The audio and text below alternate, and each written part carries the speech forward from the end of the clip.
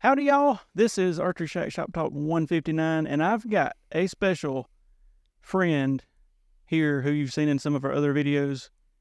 Mr. Houston's with us today. What's up? What's up? I knew we had to get some podcasts going again. Let me tell y'all in a minute about the week we've had. It's been crazy. Houston was here today with me, and we're podcasting. So it's going to be cool. I don't know that we've ever had a black man on the podcast before. Hey, man, it's your first time for everything. That's pretty cool. Yeah.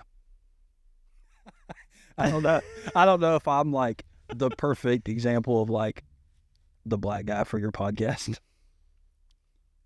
If you had the rims that Bobby has on his vehicle, I would 100% go to jail. you'd be perfect. I would 100% get pulled over and I would be in jail. TJ's had COVID. Bobby's got the flu. It's been a week. And Houston came and helped. And TJ's now okay. He's just out of his COVID mess. And then Bobby hopefully will be back next week. But we had to open at different hours this week. It was a mess. But anyway, Houston, if you've been in the shop, you might have met him back in the busy season some or seen him in the videos. You've got an interesting background.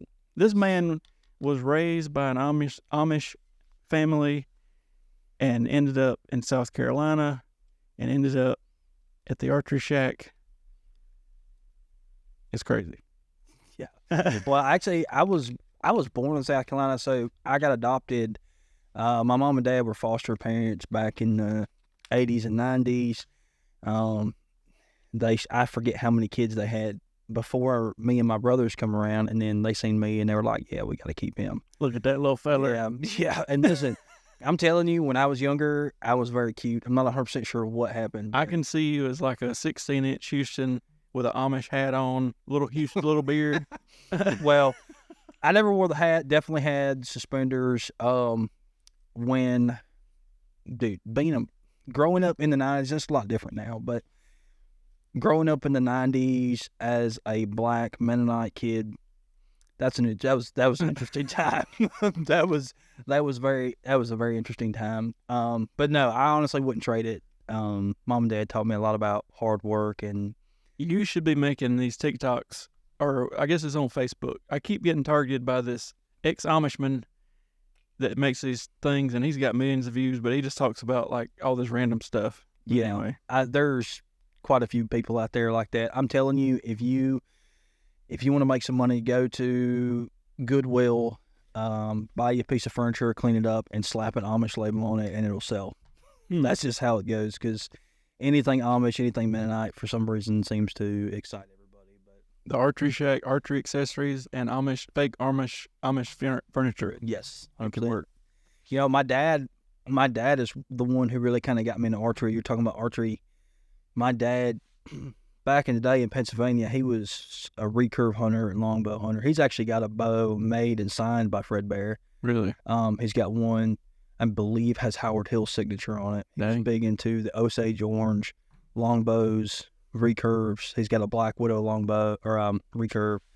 And I remember growing up as a kid, we would go to a place called Coudersport, Pennsylvania, and they used to do a big bow shoot up there. And I want to say, and I was just a kid, but I remember those rides that you get on to go skiing. Like, remember what are those things? The chairlift. The chairlift? Yeah. Yeah, I'm pretty sure that this one had one of those. And you had to, like, travel up this mountain, and you'd, like, shoot around. And my dad was really big into archery at one point in time.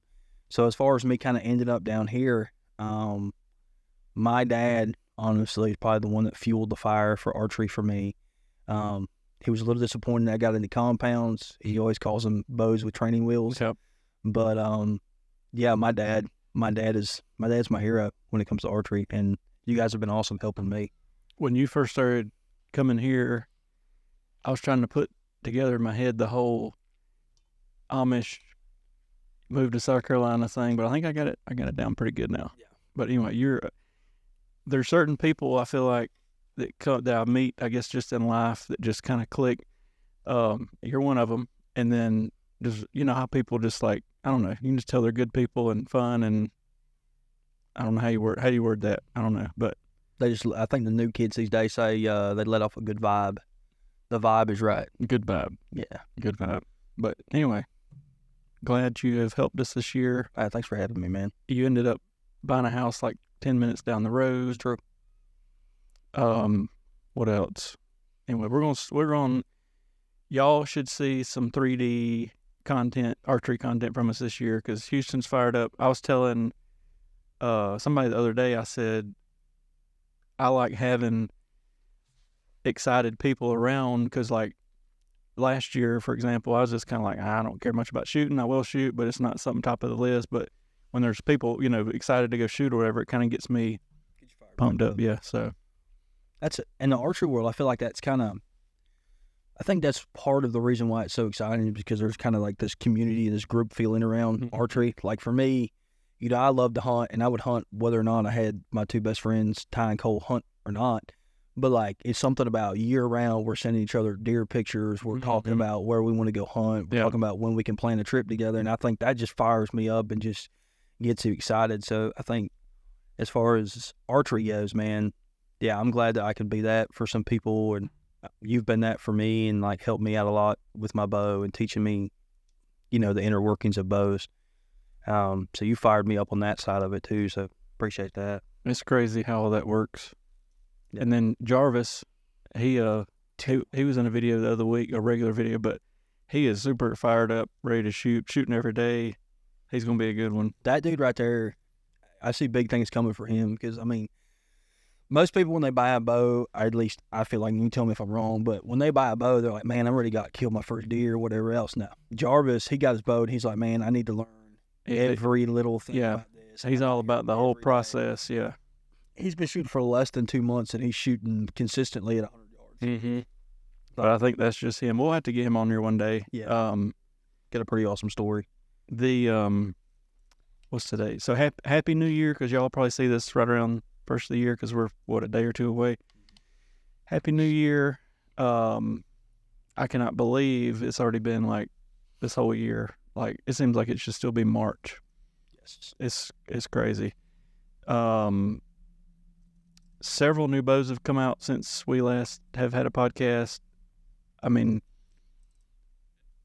I won't name them all, but there's a lot of whatever around the new Matthews stuff, but there's also I struggle. I guess I don't struggle because I guess everybody knows what the deal is. But from what I understand, they sent, a shipment out to basically every dealer and then said, your next shipment's probably not going to come in until like March or April. So there's a shortage kind of, and I don't know how that works. Is there really a shortage or are they just trying to create whatever? I mean, I don't know. I have not shot the lift yet, but I'm sure at any day somebody will bring one in to get worked on. So I'm curious to see how they shoot. The bad thing is all these Matthews quit going to the ATA show and several other big companies. So used to we could go there and shoot every bow made that entire year side by side by side. So that's not really a thing anymore. I don't know how much longer the ATA show is going to even exist because of just the way things are now. This will be the first year we hadn't went. I started going to the ATA show in either 2000 or 2001, but it's in St. Louis this year. It's just not worth traveling there. Used to, we would go there and get these big discounts. Now, these companies email me the same discounts and have been already started emailing them for a month, so I don't even have to, I can just do it from the computer. So, it's like spend $2,000 or $3,000 to get me and a couple people there. The only advantage at this point, well, and it's not even that big of a deal because a lot of the companies have bailed, but you could get your hands on all the stuff, you know what I mean? Like, but now so many companies are not going because it costs so much money. Yeah, it's not even the case. But anyway, I hadn't shot the new Matthews yet. We had actually en route right now, one of the new Bowtechs are on the way to the shop. Should be here next week to play with. We did shoot those though. They shot good and we can get Bowtech.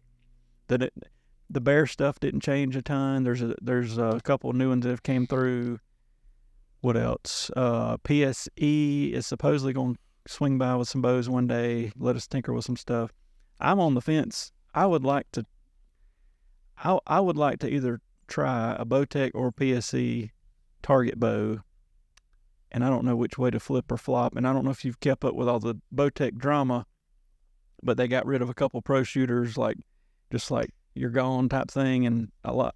I don't know if that matters to most people. I don't think it does, but I mean, it don't sit super well with me that you would just do that to somebody. Yeah. But at the same, an explanation behind it, like why some of it was happening. Basically, I think they said, I hadn't listened to all the podcasts about it, but I think basically they just said, they emailed the dealers and said, we're going to put basically their money towards marketing or whatever. But just the way they were just like, you're gone. You know what I mean? It's like, But I also don't think average Joe cares or knows or whatever about it. So yeah, the average guy doesn't care about the pro shooter. The average guy is like, how does my bow feel? I will say, I guess it was last year when we shot the Bowtech target bows, I was impressed. I'm still impressed with the Prime stuff. I do wish Prime would have switched.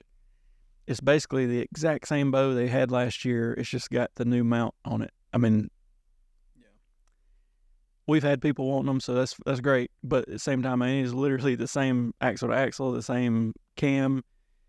Like, they added the little thing where you can change the let off, and I don't know. I wish something else would have changed on it, but has the price point changed much on those? They keep going up. They're going to have a bow called the Ronin that's going to be a 34-inch bow, but made out of the regular aluminum that everybody else is using and not the higher grade like Prime uses.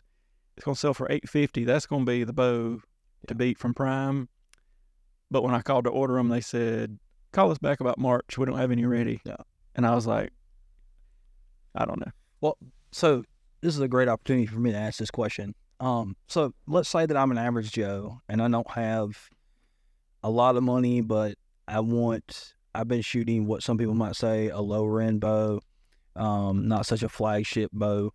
And let's say I'm kind of looking to move in between. You know, I can't afford the best of the best, but I want something of quality. What bow am I going after?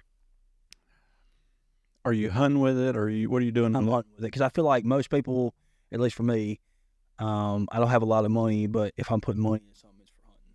Honestly, I mean, there's several. I'll name stuff that we do and don't sell, but like that Alaskan XT, yeah, you know, at a $600-700 price point as a package, and it's got the new Picatinny mounts. And from my little bit of tinkering with it so far, that's a jam-up bow.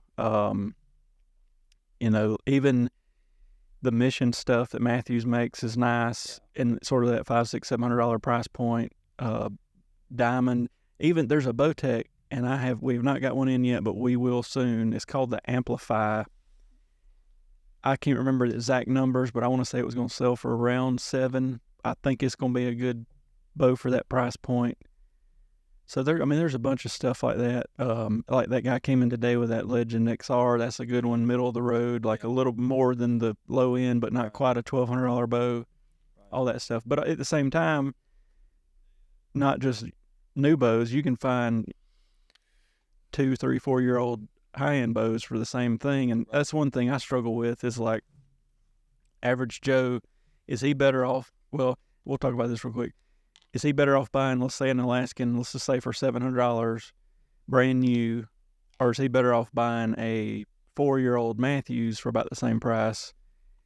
And if you buy the Bear, you got the warranty, you got all that stuff. Yeah. But in theory, the Matthews is probably a better bow, but you don't get the warranty, and you might have to put strings on it. You might have to do all this stuff. So I don't know. I won't say I struggle with it, but it's like, if it was me, I don't know which way to steer somebody. I feel like for me, like, listen, I shot a Bear for a long time. I love a Bear bow. I'm purchasing another Bear bow. I also have the Matthews. I've got a few other ones as well. I've got some PSEs. For me, yeah, there is kind of that thing of like, hey, I can get a 6-year-old bow for around the same price point as I could get a brand new, maybe middle of the road Bear bow.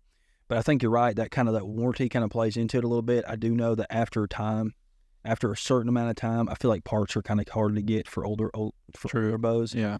So I feel like if you kind of hit, I guess it kind of depends. I mean, the only upside to buying, like, say, like an older Matthews bow or a Matthews in general is it does, at least from what I can see, tend to hold its value better. Agreed. However, it's still going to drop a lot. An example, I guess, is Chris bought a basically 1-year-old Matthews from Matthews Prime from his buddy Dalton.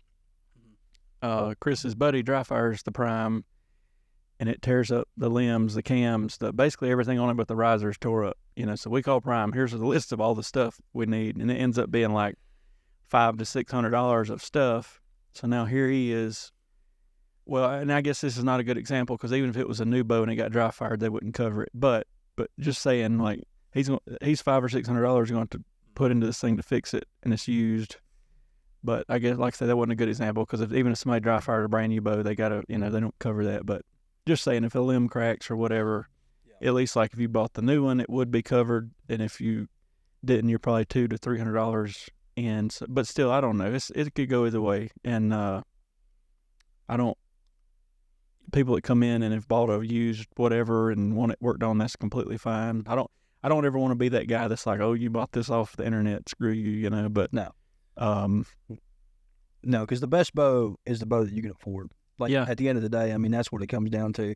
There's so many new products every year. Like we were talking about this a little bit earlier. Like a bunch of my buddies hunt out of a saddle. A bunch of them hunt with thumb releases and tension releases, and I'm still over here hunting out of a lock-on and an index release. It's what I can afford. Uh-huh. It does just as well. I don't have a problem with it, and I think that you'll have that 9 out of 10 times with a bow that you choose. True. I've seen some guys, and I wanted to bring this up during busy season. I forget what their names was, but there's this particular group of young guys. They come out of the hills of like Long Creek. Super nice guys. First time bow hunting, and they come in with bows that are pretty old. Mm-hmm. Really old. I think during busy season, those were the most excited guys I've seen. It wasn't the newest, fanciest, greatest bow in the world. They were just excited to go bow hunt. And that's what it's all about right there. I agree. I had more fun helping them set up, talking with them about bows than I did this guy that's got the brand new bow. And it's crazy how, like, let's say those, I know exactly what you're talking about. If let's say they go shoot a 3D shoot, it's crazy how people now are like, they're shooting that, or like basically telling them you need to chuck that. Like, not necessarily, you know what I mean? Like, if they can afford that and they're happy with it, let them roll with it. Well, down when we did the tab shoot, Ben, my buddy Ben, who shoots for Athens actually, he comes in with a 2006 Hoyt. Just a really old bow in the grand scheme of things, Yeah. And he comes down there and has like the oldest sight in the world, and he places number 2. Yeah. And the guy that I think he shot against, correct me if I'm wrong, I think he was shooting a competition bow. Yep. And Ben lost by 2 or 3 points. It's not what you shoot, it's how you shoot it. I agree. It's what you're comfortable with, what you can afford. And it gets in people's heads so much, you know what I mean? Like, well, I'm shooting this, and I've read this other one's like the only way to go. I've got a Matthews, I've got a Hoyt. I guess it's like a status thing or something. It is a little bit. And I can even get that way sometimes. Well, I think we all can, but it's I don't know. I was telling Jarvis a while ago, I said probably the past 10 years, the best bow I've shot tournament-wise was like a 2016 or 17 PSE Supra, and I actually won. I seen it on eBay last night, and I was like, and they're cheap. You can get them for nothing, you know what I mean? Because they're almost however old now, but I said, I thought about buying that thing and shooting it some just because I know I can shoot that bow great. Not that other bows hadn't shot great, but me and that bow just jived. I don't know. I'm telling you, I think I was a better shot with my bare legit bow than I am with my new Matthews. And like, truthfully, most people, how do you work? Like, so you get a new guy into it, he shoots great, he has fun, but then he starts reading stuff and it like gets in his head and all this stuff. Then it's like, there's so much turmoil of, do I need to do this? Or even with me, like for my head to work right, I have to know this thing is tuned the very best. There's nothing else I can do to it, so it's 100% me. All right, now that it's 100% me, here's what we'll make this work. But if I know there might be something a little out of whack, it's all in my head. If you're local, Kiwi Bowman has a shoot coming up in about 2 weekends or so. We're going to try to go, a bunch of us. We can give you more details as we get closer, but we have, and of course you don't have to come like shoot with us, but I'm just saying go shoot. But we have showed up before and had 20 or 30 people show up, and we kind of split up into groups and shot and had fun. So that's coming up. I think a week or two after that, there's one at Tab. So we'll get all those dates and stuff out sooner than later. If you're wondering about string lead times or even bows and stuff, we're probably around 2 weeks on strings and probably a week or a little more on, it's according to what the bow repair is, but like, if it needs a string or something. There's also a code. Y'all have used it a lot. YouTube 15 will get you 15% off your string on archershackstrings.com. Hello. We're not going to the ATA show. I think I mentioned that. Just, it's too far. It's too much money for nothing. I think if the ATA people don't get some sort of an online something going, they're eventually going to be a thing of the past. It's slowly been dwindling down. I was looking at the map of it. I know you've never been, but used to.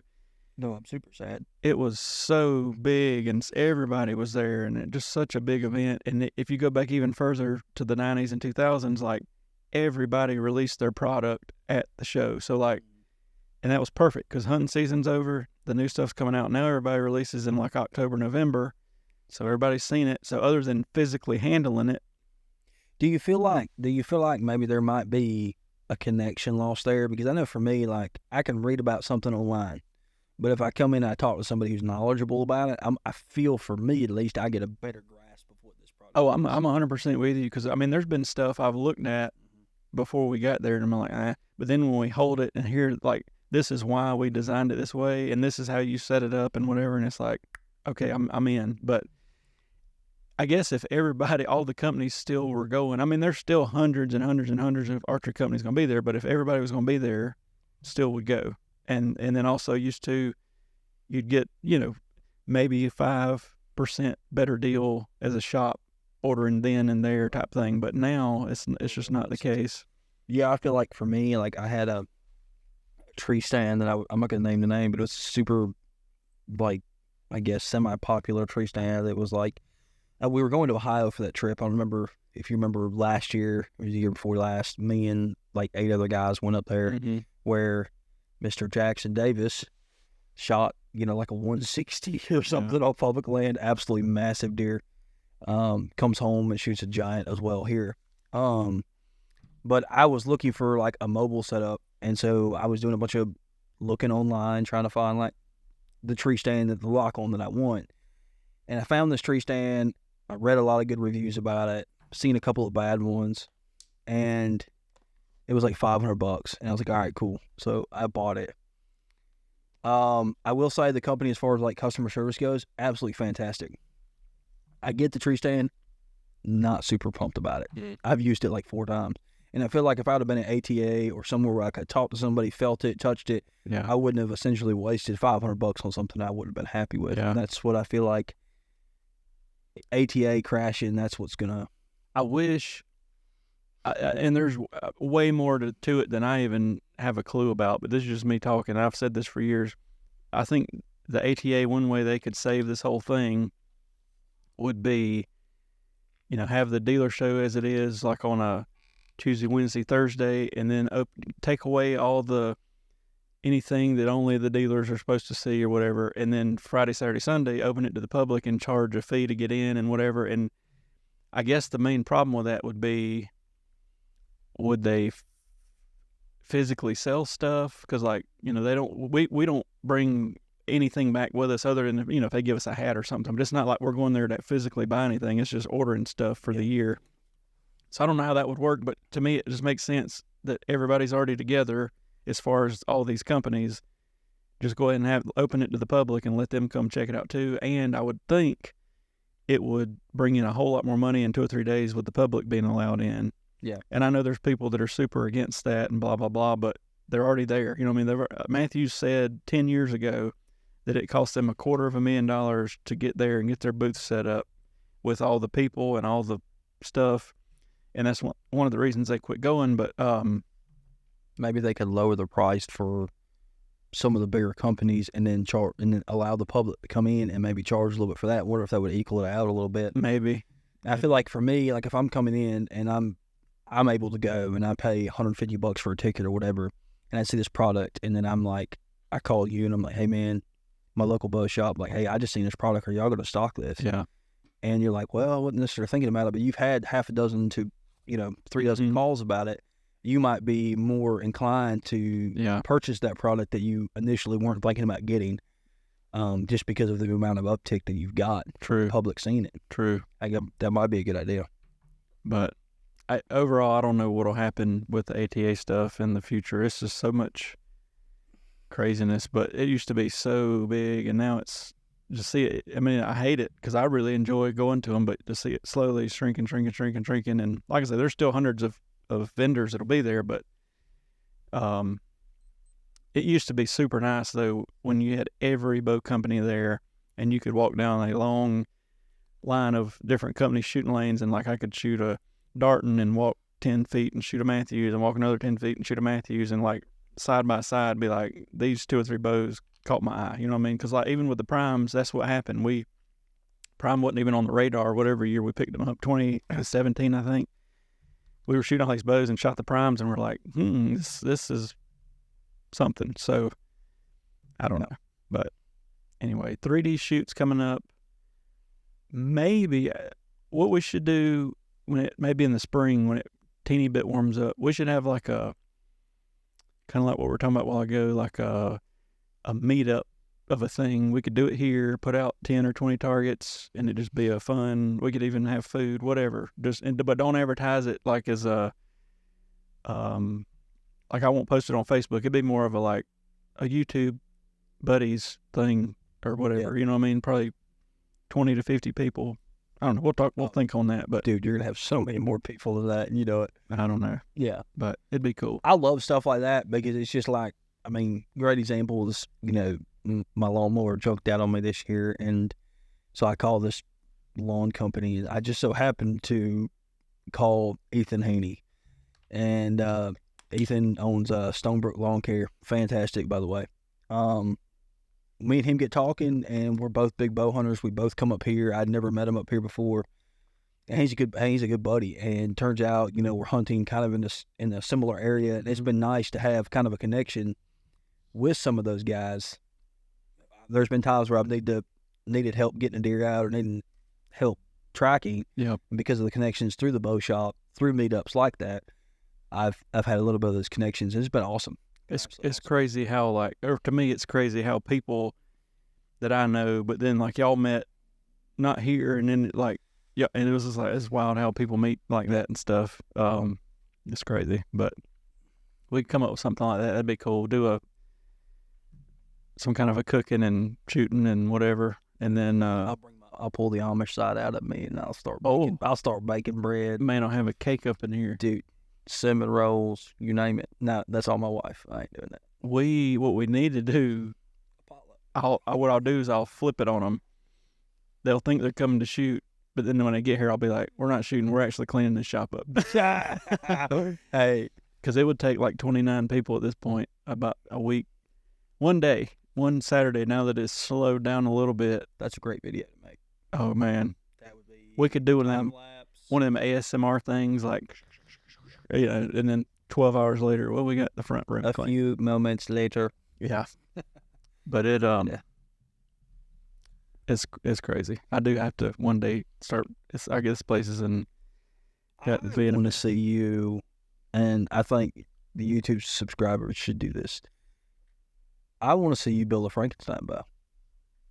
That is the video I'm waiting on, because I could build 40 bows out of all the parts. Oh yeah, there's random tip everywhere. So much. I would love to see you build a Frankenstein bow. Knock all my teeth out. Yeah. One time, this would have been I'm gonna say 1998. Somehow, I don't even remember how I acquired this bow, but I had a blue Jennings tournament bow I'm trying to remember. I really don't remember how I got it, but something was wrong with the cam on it. So I randomly had a Matthews cam and I converted it to a solo cam.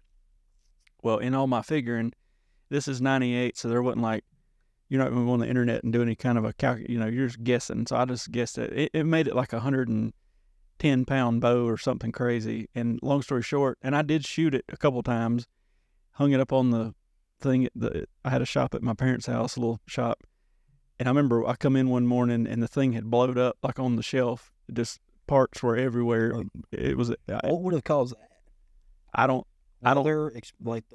know if there was just so much something on it from it not being right. There's no telling. But I just chunked it into I'm trying to remember. It may still be in a random box somewhere. I don't know whatever did to that bow. We need to pull that out and rebuild that. It might be in the attic here. I don't know.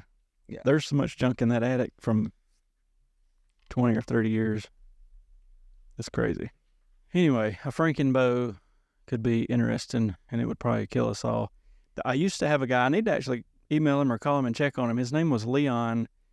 He would put in these string orders for these Matthews Franken bows, and I can't remember. Seems like he was putting like Matthews monster cams on all these other bows, and he would send me like specifics of links and servings and all this, and they always worked. Like, I don't think he hardly ever had a problem at something not working.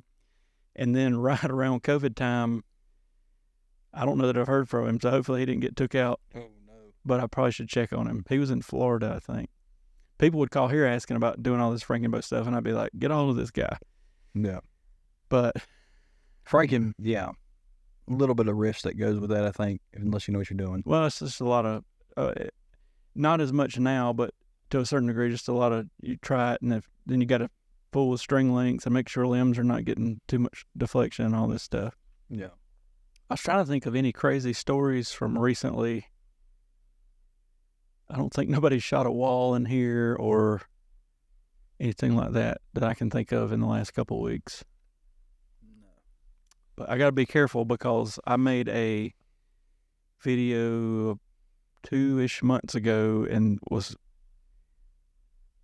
how do you word it? Not saying bad stuff, but I guess making fun of somebody's bow we had back here. And then of course they watched the thing and got mad and all this stuff. And that's what sucks, is if I could tell the true craziness that happens in here of some of this stuff, people would roll, but I'd also piss off everybody. So yeah, I don't know exactly what video you're talking about, but there was one in particular where somebody's D loop was probably 3 inches long. I was like, man, that's what my dad will do it, man. That blew my mind. One of the more interesting ones that he comes here a good bit, but anyway, he wanted to dip his bow, so he bought the home kit. And I've had people through the years, they'll come in and say, hey, can you basically completely tear this bow apart? I'm either going to have it dipped or I'm going to try to dip it, whatever. And we do it. Well, he didn't. He just kind of taped off some stuff and dunked the whole damn thing. Goodness, dude. And he's proud of it. I mean, I'm proud of him for being proud of it, but it looks like something that came out of the swamp / alien adventure. Like, it's some wild Rambo First Blood. Mm-hmm. Yeah. Yeah. And then we've had people spray paint stuff and like, I don't know. I mean, it used to be that like arrow wraps, before arrow wraps were kind of a big thing, it was like people were like spray painting their whole arrow. So yeah, you have a bow right there. Under the counter behind me is a kit, a dip kit. You know, we used to have tubes. You'd put the paint, Boning made the paint. You put the paint in there. You dip them. I had these.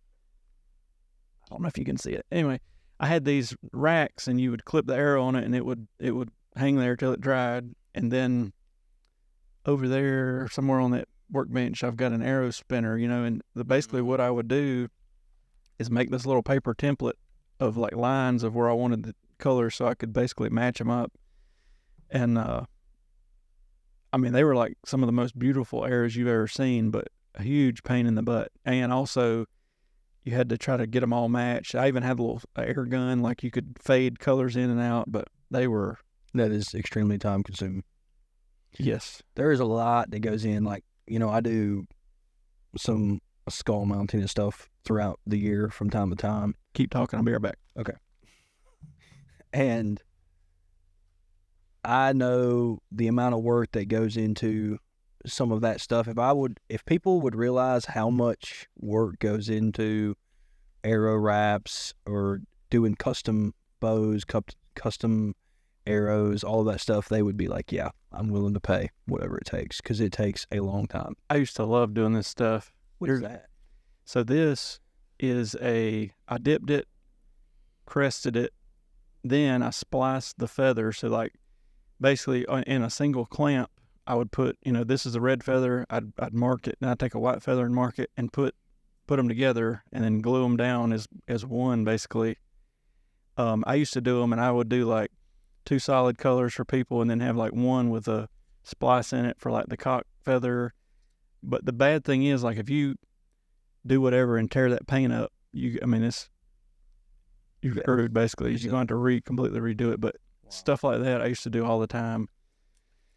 And so it was, how much time would this take to do, like, say a dozen of them? I mean, you're going to dip them white.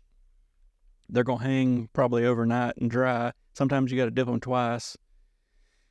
Then after that, you put them on that crester that spins them, and you take your little paintbrush and do all the stuff. And you're probably looking at, it'll take forever. Let's say 30 minutes or something, 20, 30 minutes to do a dozen. Then that's going to dry. Then the feathers take, that was the single clamp Bitzenberger stuff. You got to cut the splices and, so you're probably, I don't know, you're a couple hours in a dozen, I would guess, roughly. It's something that fancy. They wouldn't all like spliced and stuff, but it was just, I don't know, it looks good. So have you ever told how you got into all this on YouTube before? I don't know. I need to make a video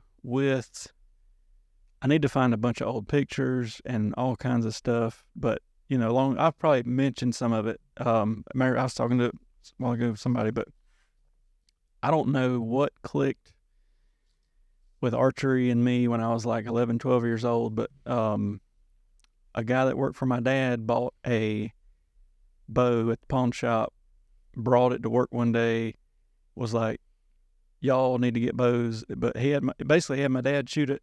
So we went to the pawn shop. This was in 93, 4, somewhere in there. My dad bought a bear bow that's hanging in there in the office.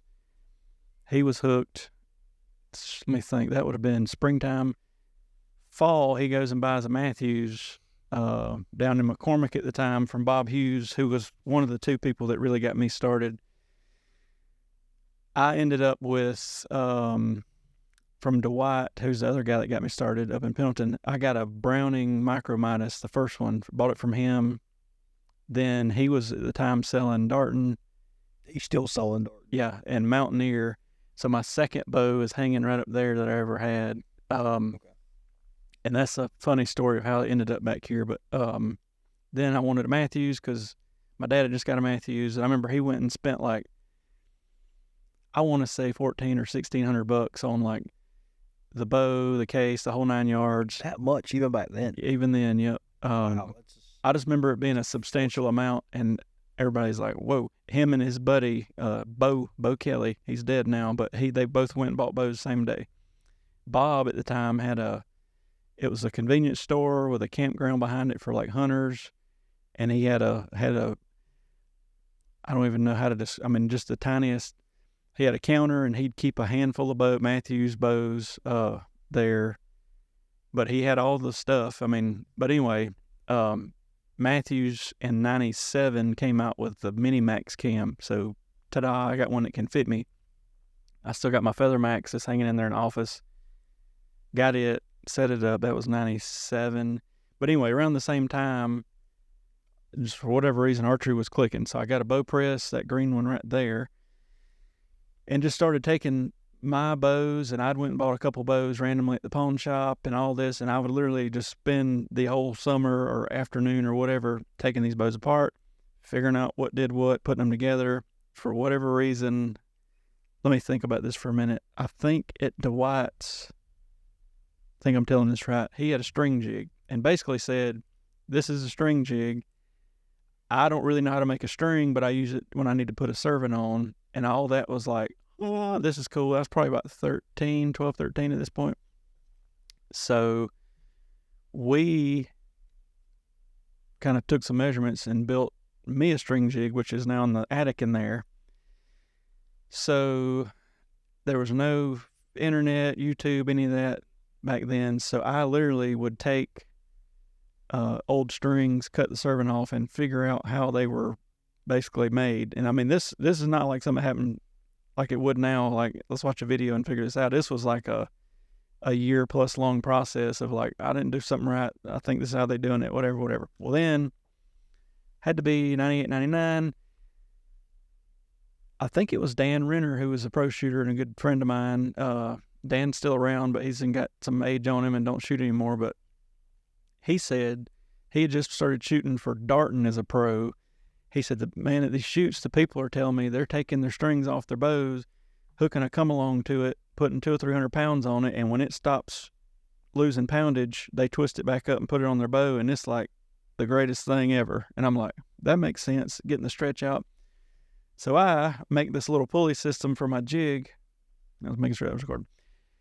And literally take some weights like you would use to work out with and run a big eye bolt up through them. And it was like 100-something pounds of weights. And I would hook it on the end of my jig and it would put some tension on it. Not like a ton, but it would put some tension on it. So I thought I was the stuff at the time. And to my knowledge, I didn't know, nobody was really stretching stuff then or knew much about it, at least around the 2000 era. So anyway, at this point in time, my dad, I was in the corner of my dad's shop. He made me a little corner and had a little workbench, and a lot of local people and neighbors and all that. I was fletching their arrows and tinkering with their bows and stuff, especially during the summer. So then he was like, oh, this is getting out of hand. I'm going to build you a shop. So he built me like a 15 by 32 shop. It's still at my parents' house. And that would have been when I was 14. And that was pretty big. A lot of people were coming and all this stuff. And then when I was 15, Bucks and Bass open, remember they put the sign up. Some people at Kiwi Bowman were asking me, they're like, what is that? And I was like, I have no clue. I never heard of the guy, nothing. So I ended up going up there the spring of 2000. I think I'm telling it right. And they were still finishing building it and all this, but he already had probably, I don't know, like 80 bows on the wall. And I was like, oh my, this is a lot. I'd never seen that much inventory anywhere around here. You know what I mean? Yeah. So we talked, and like, I mean, I'm a shy dude, even though people don't think I am, but I'm a shy dude, my normal nature. So I'm not saying a whole lot. And we're talking to the guy, and my dad's like, you know, this kid can really work on a bow and all this. And I wouldn't really say nothing. Well, anyway, long story short, they hired me, and I was 15. They hired you at 15. And like, we opened, and I was like the floor sweeper. I mean, I was just like, I mean, they knew I could work on bows, but they didn't know to what extent. And they really didn't know how to work on bows either, but just from what they'd done of their own stuff. Long story short, fast forward a couple months, and I don't want to sound like I'm bragging on myself, so I don't even want to say this, but like, I was just a shy kid, didn't say a whole lot, but they quickly figured out this dude can work on a bow. You know what I mean? He's done a lot of stuff to be this young, and honestly, that's all I was just a bow nerd. That's all I ever did, was fool with bows. So they said, all right, you're just going to be over this whole archery department. And I still, one of my claims to fame was at 15 years old, we went to the ATA show, and I ordered hundreds of thousands of dollars of stuff. And they literally trusted me enough to be like, you go order the archery stuff. We're going to look at clothes and all that and make those orders, and we'll just meet up in the evenings and talk about what we've done. And I need to actually get Dave on here, because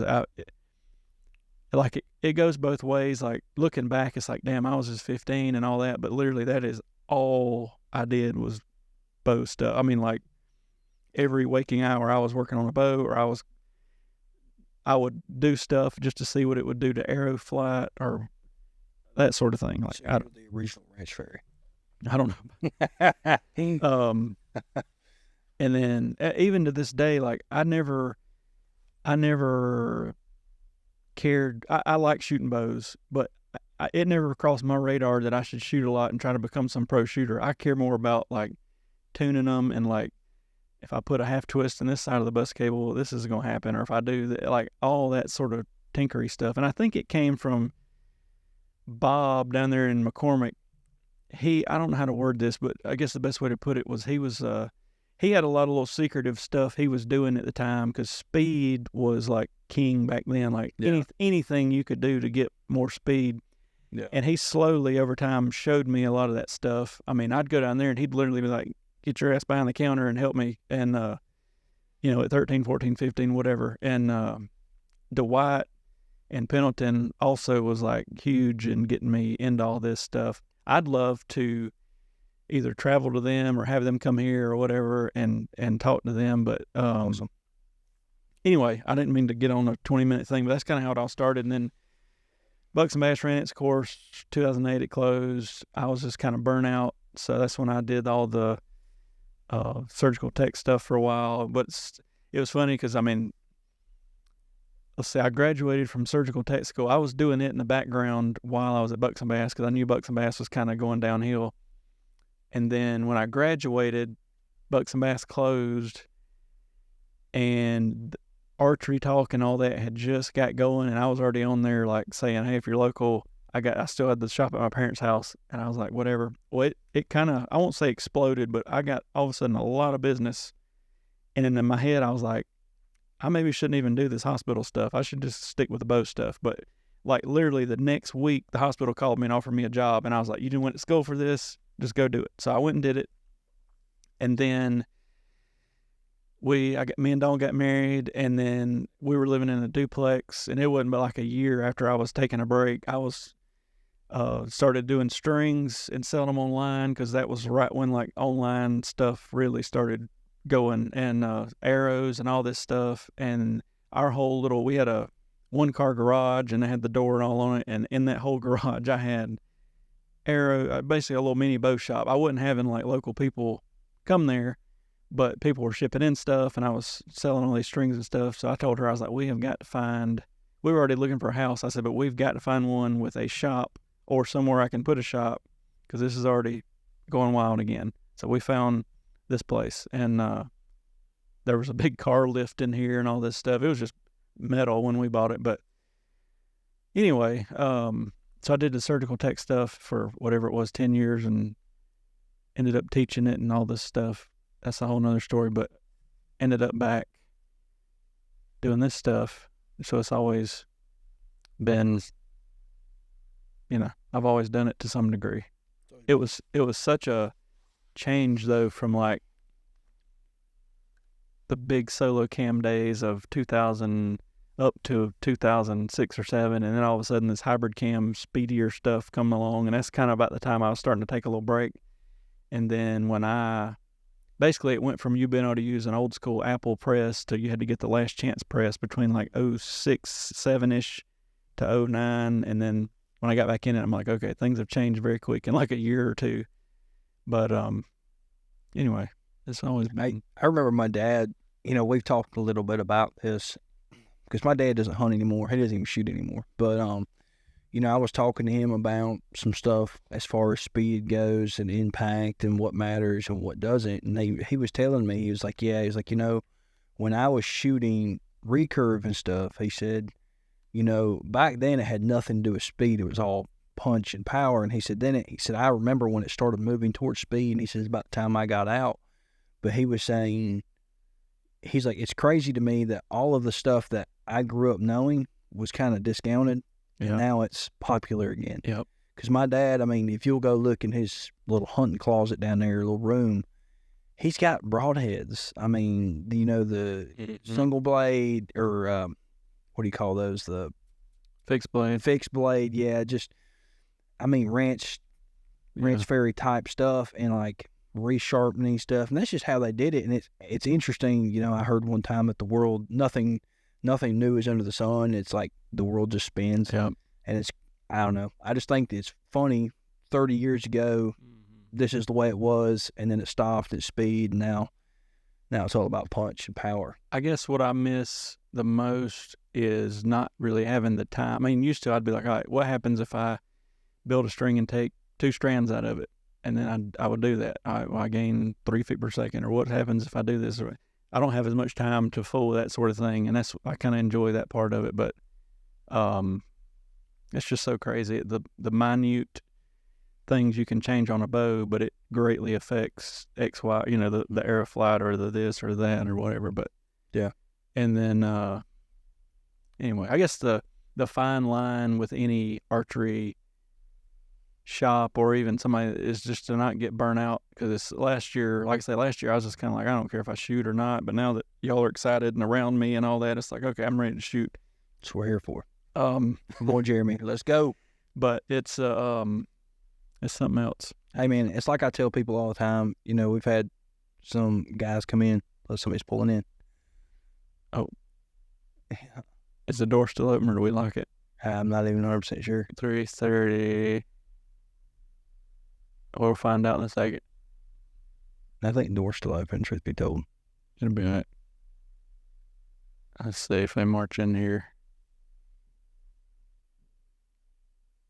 No, there's a handful of them. We'll be right back. First time this year, my wife made me sit down and watch it. And I didn't watch it because everybody was saying that. Also, I'm mixed. I'm black and white. I'm not Indian or Hispanic or of Arab descent.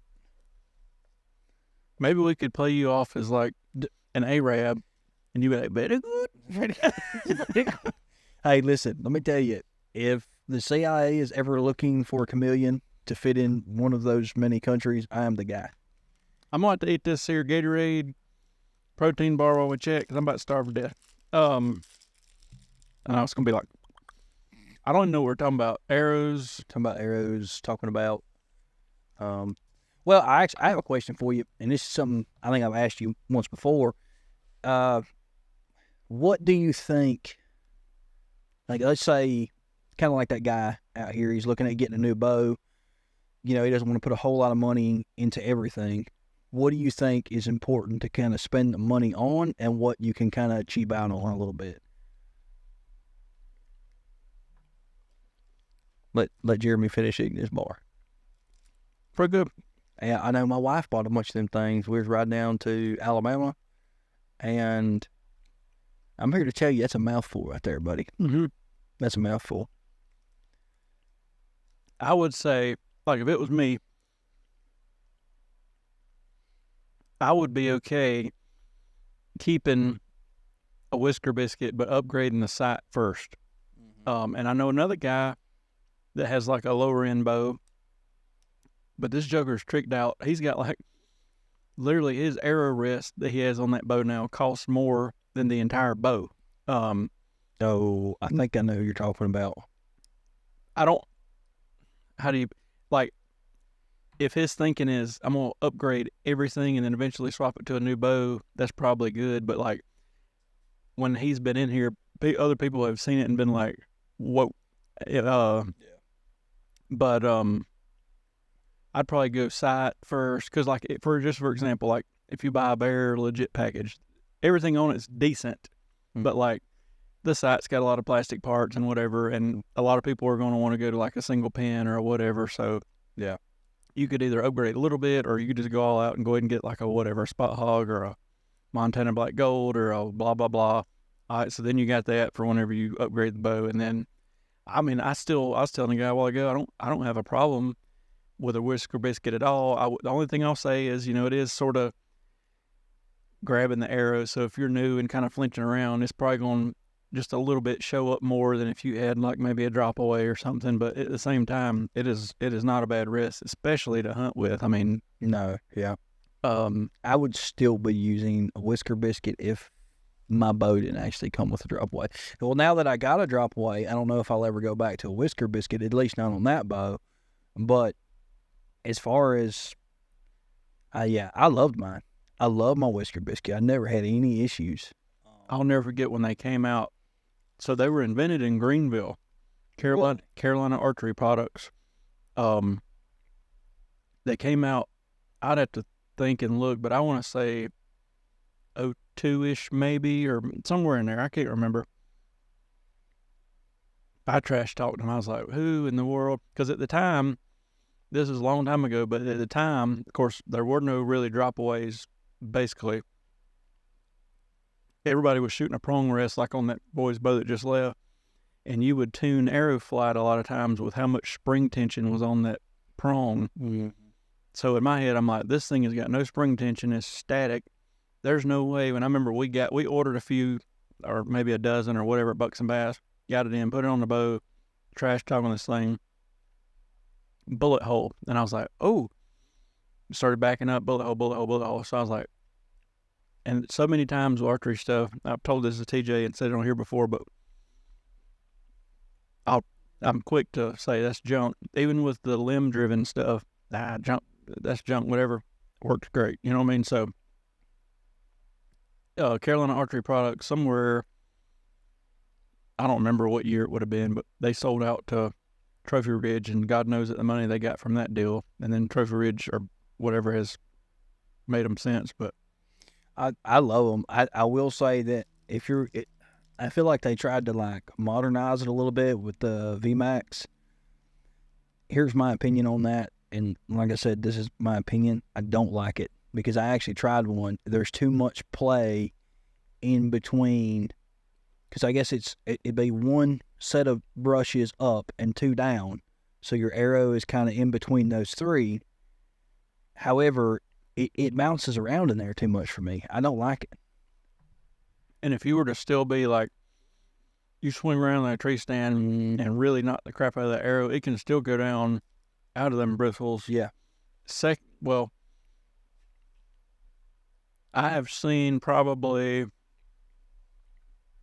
half a dozen bows that were tuning weird, and the fletching they were hitting because of the new way that one's made. What I think happened is, and I don't have any like, nobody told me this, but I think the Chinese people started copying the Whisker Biscuit, because you can buy knockoff ones from Amazon or whatever for $10. I mean, yeah, Walmart. I've had people bring them in, and they do wear out super quick, but they look almost the exact same. I think Trophy Ridge seen that and said, we're going to change this up to not, look the same. So they made the VMAX, but I've had at least a half dozen that the bow would tune weird, and I would do this, that, and the other, and full with that rest, and full with this, that, and the other. Mm-hmm. Put an old school Whisker Biscuit on it, this got full bristle, bullet hole, and it shoots fine. So if I had, the problem is on a lot of these packages, I can only get them, like the Legit, for example. I can't buy that bare bow for whatever reason. They don't sell it that way. I can only buy it as a package, and I can only buy it with that rest on it. So yeah, it works 98% of the time. But if I had my choice, I don't like them. But it is what it is. When we set up a package, if it's like stuff we're physically making a pack, it's always the regular biscuit and not that VMAX deal. But yeah, I think that the price point on them is, you tell me, but there's a fair amount of difference on them, isn't there? Yeah, I feel like the VMAX is like $80. It's like, I think it's like $20 more, no joke. Yeah. And I'm here to tell you, I've had both Whisker Biscuit, VMAX, and Drop Away. I mean, once I took the Drop Away, I love the Drop Away. I'll probably stick with it. But if I was going to go back to a Whisker Biscuit, I'm getting the cheap $50 one because it works way better than that $80 one. Yep. I wish they would make, I've said this for a long time, a Whisker Biscuit, but some kind of Whisker Biscuit Drop Away. And basically, it could be like the old Revolution rest, which I hated, but have that biscuit somehow split in half. I don't know how. I'm not into where it like opens. Yeah, so you'd put it in there and it's got it. And even maybe if something went wrong and it didn't open, you're still fine. Yeah. But ideally, it would open up somehow when you shot. That would be, and it would have to be from both ways, but that would be cool. Like a crab claw kind of thing. That's interesting. That would be cool. That Revolution, it rotated, but I don't know how many times people would bring them in and have trouble, and they wouldn't be timed right. And I had a couple that I remember, for one in particular, a guy brought in, doing his own bow work, whatever, that's fine. he said, man, I cannot get this thing right, whatever. And I said, well, let me shoot it and see what it does. Shot it, and the thing wasn't moving or what. Anyway, the fletching caught it and like broke both little claws off. And I was like, God, it scared the crap out of me. But a drop away whisker biscuit would be cool. And I'm sure there's a way to make it. I just, like I said, I'm not a product designer, but that would be slick. Somebody watching your YouTube probably is, and they're about to make $1 million off this idea. So. If I had one item, I could have invented the limb saver. So like 2000, I don't even know what year. No, early 2000s, the limb saver comes out, and it's just literally a soft rubber gizzard you stick on a solid limb bow, and there's a fairly noticeable difference, when you put it on there from like a lot of jump to a little bit less. Everybody, I mean, people went crazy. And again, I trash talked it. I'm like, who would stick something like that on their limb? And then you put them on, and it's like, all right, there's a difference. The only thing that scared me was I remember a guy, right when they came out, had put some on his bow. We were shooting at Kiwi, and one fell off, and his point of, and I don't know, it could have been in his head, but he all of a sudden started shooting off, and I'm like, oh, God, this is, But anyway, they went from that to making string leeches and all this rubber stuff that made a huge difference in like vibration of bows then. And now you don't see them near as much. But in their 10 to 12 to 15 year big run, holy crap, them things were. I was actually going to talk to you about this. I'm considering talking about vibration, which brings me to strings, which brings me to noise. Honestly, I'm kind of considering, because I'm going to put new strings on my Matthews for 3D this year. I'm highly considering talking to you about putting on the old, I guess we call them the cotton balls. You know what I'm talking about? Beaver balls, yeah. Beaver balls, yeah. I mean, because you never see that anymore. I love them. I think it gives it like a little bit of a classic look. I'm kind of concerned. Maybe I'll start a fad. They're waterproof because it's beaver hide. I mean, they're waterproof. They work. They're great. I was at the Whites probably in 99. And a guy walked in and said, y'all got any of them beaver nuts in here? And he didn't know any. He thought that's what they're called. Me and Dwight looked at each other and about squalled.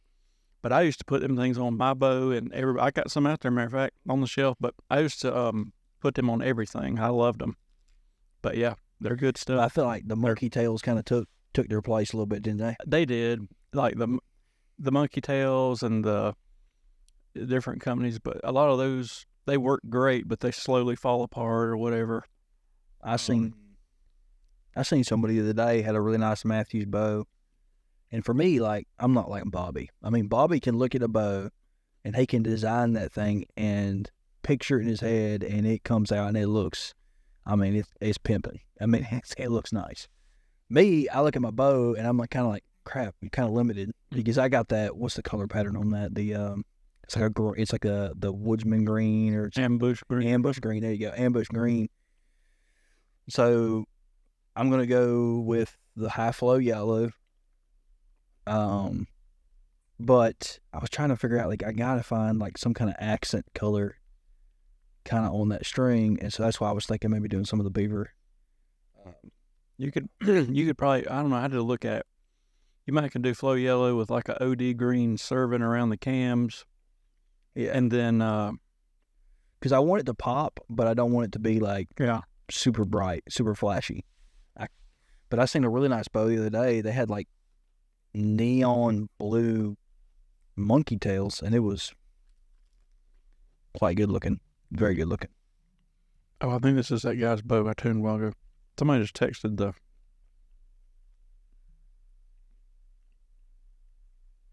No. Oh, okay. They didn't text. I always forget you can leave feedback when they run a card through that square system. I guess it must text or something. I don't know how that works, but he left feedback and was like, my bow's perfect. I thought somebody was texting. I was like, who is this? But anyway. The string stuff is so crazy, though, as far as like sound and vibration and the little stuff you can do. Plus, like you say, I'd probably have to look at it to really get an idea. We could come up with some cool ideas and do some little flow yellow pops of color here and there. You know what I mean? Yeah. Yeah, I don't have to be super fancy, but I kind of want to do something just a little different. You could get some flow yellow socks. Oh yeah, dude. Maybe like glasses, but flow yellow around the rims. Okay, that's much. And then underwear. Hey, didn't you tell me a story about a guy who came out 3D hunting, 3D shooting, and him and his wife, they matched their bow colors? They did, man. That's amazing. Like, I want to say he had like a red Hoyt. He had the red Hoyt jersey, red socks, like almost up to his knees. Needless to say, these people were black. They were 100%. They were. I don't care what anybody says. Black people got the best drip. They were not Amish black. Not Amish. Us Amish black people, we have zero drip. It's coveralls and like boots from the local hardware store. There's a very funny story about them I wish I could tell, but I'd have to use a few words that I shouldn't. I would be repeating a few words I shouldn't probably use on here. I'd probably get shot or something, but I'll tell you about it later. Dude, if it's offensive, I'm black. I got your back. Okay. But anyway, they were a trip. But yeah, they'd show up, and I think her bow was like green, and she had on a green shooter shirt of some sort and green socks, and it was great. It was great. But they are a trip. There's that. They got their whole family shooting there finally, and then matter of fact, we had one of their bows and crossbows in here but like a week or two ago. But anyway, crossbows. I'm not even gonna touch that today. Oh, crossbow. This is gonna be a long podcast. Yeah. Featuring me eating in your glasses. Yeah. That's all right. Dude, I can't believe you ate that whole thing. Why? I couldn't even finish mine. But here's the thing, man. Here's the truth. Newsflash to everybody. I hate chocolate. I cannot stand chocolate. But it's weird because like I like Kisses, like the little Kisses chocolate. Like my wife bought a bag for Christmas. I've been tearing them things up. But I don't like candy bars. I don't like chocolate cake. I don't like stuff like that. Like if it's got chocolate on it like that, I understand interested. I don't know what it is. I don't know. I feel like I'm missing out, but I don't know. Oh, and I definitely hate dark chocolate. It's much, man. It's way too much. They say it's healthier or something, but because it's got what, less sugar and more freaking bitterness almonds or whatever they put in it. I grabbed a what was it? Basically something we had bought in the house. Accidentally thought it was milk chocolate, but it was dark chocolate. This was a couple weeks ago. I can't remember what candy it was. I was like, whoa, when I put it in my mouth, I wasn't expecting it to be so bitter. Does Dawn like dark chocolate? Is that what it is? Mm-mm. I can't think of what it was now. It had to be a Christmas something. I'm not a big fan of candy in general for the most part, honestly. I mean, maybe some gummy worms from time to time. If I'm in a deer stand, sometimes I'll take gummy worms with me. Yeah, but I don't do Little Debbie's.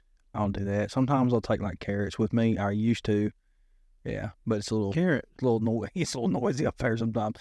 And here's the thing: I love broccoli, but it can't be cooked. It's got to be raw with little ranch dressing. I like broccoli. I'll eat it any which way. Yeah. No, I don't like. My wife, shout out to my wife. She's amazing. She's at home right now, kind of sickish. My wife makes something with broccoli, like a broccoli, like white cheddar cheese, something. Now, that's pretty good. That's pretty good. My wife is a fantastic cook. Pretty much everything she makes is amazing. Of course, she did make this quinoa something one time. It was absolutely horrible. Did she come into the Amish community, horse and buggy, dressed out full Amish? And she was like, I'll take that black one. Is that how that worked? No, man. Honestly, she comes from... Y'all met at the skating rink? No. Honestly, I shouldn't even be saying this on here. She's going to kill me for this, but we 100% met on Bumble. After I got divorced from my first wife, and I was kind of wilding out a little bit, I met her, and I was definitely not in a place where a relationship was for me. I'm freshly out of a divorce, 1.5 years, whatever. But here's the crazy thing, man. Like, if I would have taken a piece of paper and wrote down everything that I had been praying for in a woman, Jess would meet every bit of it, and some things that I didn't even know that I needed. You were like, that ass. Yeah. Yes. Excellent cook. Extreme amount of patience. Yeah, she's awesome. But no, she actually comes from zero Mennonite Amish background, which thank God, because with that there's so much legalism with all that. But yeah, she's pretty awesome, man. She's a great cook. That's always a plus. Yeah, she is. She's fantastic. Is Bumble like I don't know nothing about Bumble. Is that like a Tinder type of thing? Yeah, but the thing about it is that only the chicks, you can only talk, like, say I swipe on a chick, well, I don't get the messenger unless she swipes back on me. And she has to make the first move. Like, I can't. She has to text. So if you send her the pics, yes, she did until she said, "Oh, dude, I'd like to see those." Yes, yeah. Okay. Listen, if she texts you, you're in. You got to win. Gotcha. But thank the good Lord. We should have invented app. That's what we should. We shouldn't be doing anything archery. We should be inventing those type of apps. Oh yeah, making a killing. I want to make one. I want to make one for like black Southern dudes. That would be the one. Because here's a theory with that. At least here in the South, when I was growing up, I remember specifically. I shouldn't even tell the story, but I went to somebody in our church. Yeah, I went to somebody in our church and I asked them. I was really interested in their daughter, like genuinely, and all I wanted to do was play Monopoly and drink coffee because you play board games and drink coffee, isn't? So you wasn't like, sir, I would really be interested in seeing your daughter naked. No, okay. No, dear goodness, no. I went to him and I said, "Hey, man, I really like to spend some time with your daughter." And mind you, I'm like 13, and he's like, "Yeah," he's like, "Houston, you're a really nice guy, but I'm not really sure I want black people in my family." Dude, I swear, man. And funny story is she actually ended up marrying a black guy. So I guess he changed his mind somewhere down there. But yeah, I want to make a dating website for black guys who are Southern. That'd be cool. Yeah. And your profile picture, I'm just envisioning you'd be like front row, standing there, Leonard Skinner concert. They've got like an angel band, and you're standing there hammered drunk. Hammered. No. My profile picture would be, actually, I'm going to say that my wife watches this, so my wife is, she would be my profile picture. Be only me. She's the only one for me. Dude, I got to find this for you. Oh, man. We need to make a bow app, and it'd be like bows for sale, and you swipe. Bows and hoes? Yeah, and if the bow likes you, you buy it or something. I don't know. We should make a, well, don't they have an app similar to that? It's like, OnlyFans? No. Oh. Bowly fans? No, there's, what's that website that it's like Facebook but for hunters? I have no idea. Man, I feel like, is it like Wild Hunt or something like that? It's kind of a cool idea. I mean, all joking aside, if somebody would make a non-restricted, I guess is the word, app similar to Facebook where you could post like, usually not Facebook, you can't hardly even sell a bow on there anymore. Everything gets flagged and all this stuff. That's a huge pain in the butt. But if you could post guns and bows and whatever, I could see it doing good. Yeah, could you do that? You think you could do that Rumble? Rumble? Yeah. Is it Rumble like, and I don't actually know anything about it. I actually own some stock in Rumble just because it's a free speech platform. So I figure at some point in time it's going to kick off when American people get tired. Gotcha. But I think you can post stuff on there. Okay. And I feel like it's uncensored. It's kind of like Twitter. I didn't know I thought you were about to tell me some story about oh my God. That's me in high school. Got the belt buckle on. Almost got a nipple showing. Yes. Oh my. Yeah, man. Larry the Cable Guy for inspiration on the button-up sleeveless t-shirt. That was my style. I just need to show you that because you saw my profile picture. It's pretty great. That's pretty great. Wow, I just tapped that mic. My bad. Everybody in their truck just blew out a speaker. Yes, 100%. I can't think of much more to talk about, but I'm going to come up with one more idea before we get off here, and it's going to be something cool, but I don't know what it's going to be yet. I feel like this has been a pretty good podcast. Yeah, man. We've talked about bows, hose, and other ideas. Different colors, yellows of flows. We could change the name of the podcast to Bows, Bros, and Hose. Bows and hose? Bros, bows, and hosers. I think of bows and hose. Isn't that Step Brothers? Yeah. Boats and hose Mm-hmm. instead of bows and hose. Yep. But we rebrand it, and you're like the Arab guy. Hello, everyone. Welcome to my podcast. It could be great. Dude, I keep smacking this mic, man. Big hands. I got huge hands. Dude, thanks for having me on. Let me come hang out. Yeah. I'm learning a bunch of It stuff. was cool. I feel like I hadn't done one of these well, it's been so weird lately of Christmas, and then I feel like we got out of busy season, and just this, and I got to get back on a regular podcast schedule, and I got to get all that going. But You should do one like Saturday morning with a fresh cut. Of course. So what's the new hours here? Because I know you guys have changed the hours a little bit. I changed calling them off-season hours, like not during anywhere near hunting season, but we've been doing like on Saturday. We looked at the whole thing. If you look, even during the busy season, you get most of the business from like 10 to 2, and then maybe a straggler here or there after that. But anyway, so we went 10 to 2 on Saturday, and then during the week, we went 10 to 5 because, again, kind of just looking at when everybody shows up type thing. And then, so we're just playing around really, but it's working good. And then once we get back to like July, I'll get a bunch more hours. But it boiled down to, well, for one, I don't want to have somebody have to be here when nobody's showing up anyway. But two, it gives us more time to get stuff like fixed or strings made or whatever. Like not, because you've seen sometimes how it is, like kind of like today. If nobody would have came in, I could have done, a bunch of bowstrings, but you can't hardly get nothing done when there's a bunch of people going to be coming in. So, and I'm pretty much useless on the bow side of things. I can help you sight things in. I can talk to you about products, but as far as like the technical side of doing things, that last guy, he referred to him as the Unabomber. But no, I'm kidding.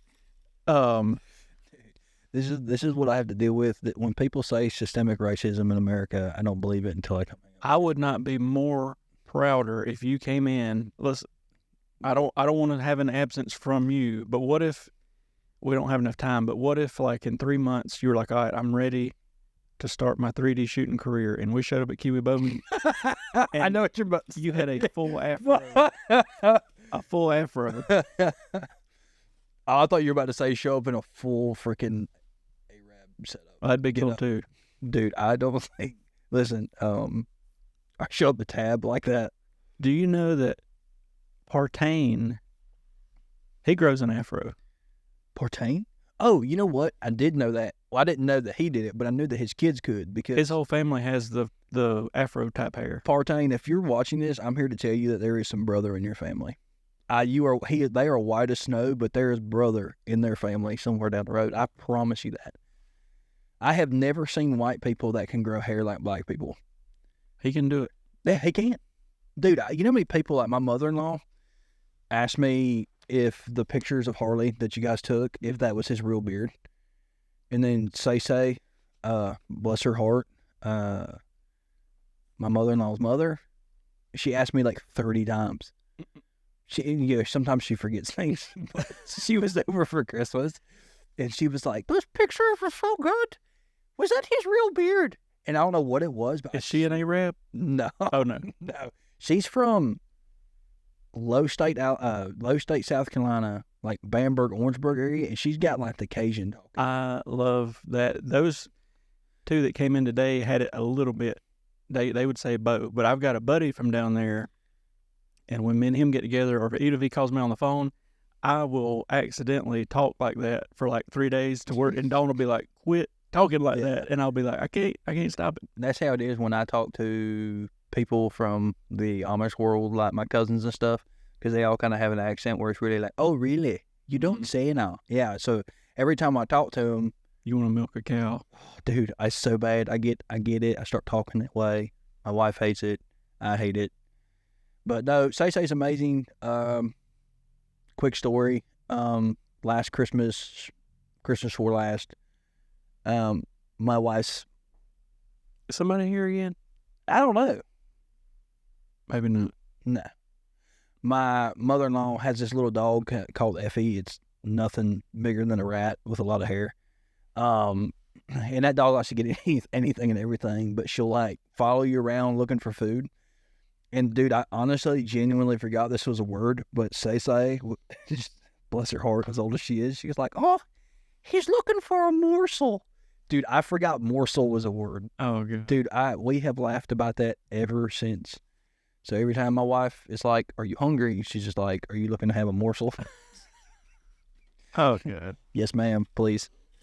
So, man. Anyway, we appreciate y'all watching. If you've hung in this long, you're like true fan of the shack. Yes. But we'll try to do some more here in the next little bit. And then I attempted to shoot a video in the shop, but I didn't record nothing, so I doubt I'll put a video out as far as like a Saturday video. But at least we got this done. Happy New Year. What's the day again? The 30th. Yeah, I was going to hunt tonight, but that's not happening. It's going. Yeah, well, my wife kind of asked me if I'd stay home anyway. Oh, hopefully she gets feeling better. Yeah. And thank you for coming on here. Hey, thanks for having me, man. And helping the shop. Oh, man. It was just us two today. Nobody else. Nobody else. Hopefully Bobby survives.